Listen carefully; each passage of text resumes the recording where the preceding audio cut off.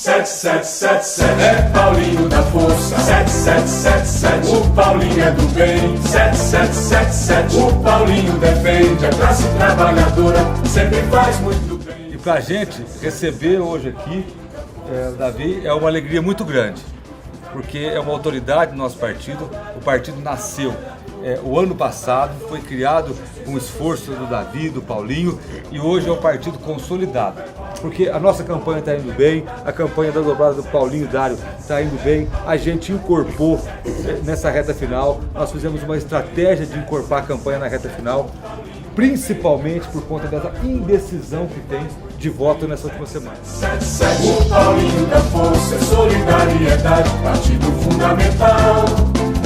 Tenho certeza que o trabalho que está sendo feito aqui vai fazer diferença no dia 5 na urna, porque o importante é a gente constrói todo um cenário, e o casamento é no dia 5, porque se nós fizermos tudo que nós fizemos, se o voto não vier dia 5, não valeu de nada.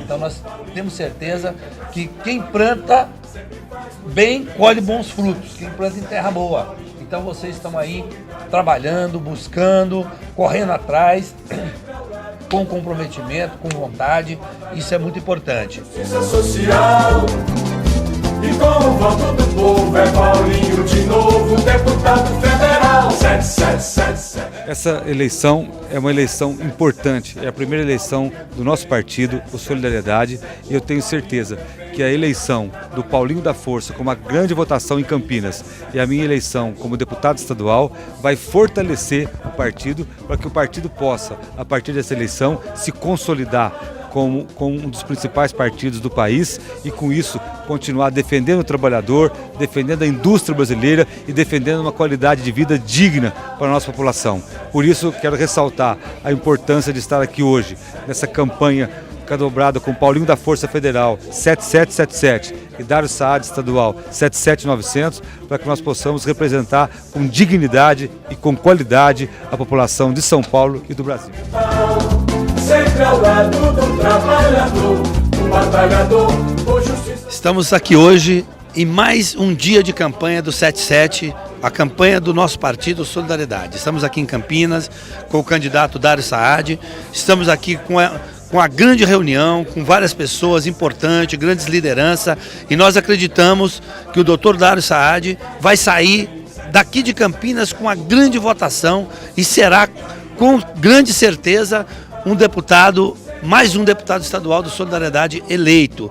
E nós estamos também, o Dário está apoiando Paulinho da Força para deputado federal 7777. E estamos aqui com o doutor Dário Saad 77900. E mais um dia da campanha do Solidariedade 77. Vamos lá, pessoal. 777, o Paulinho defende a classe trabalhadora, sempre faz muito bem. 7777.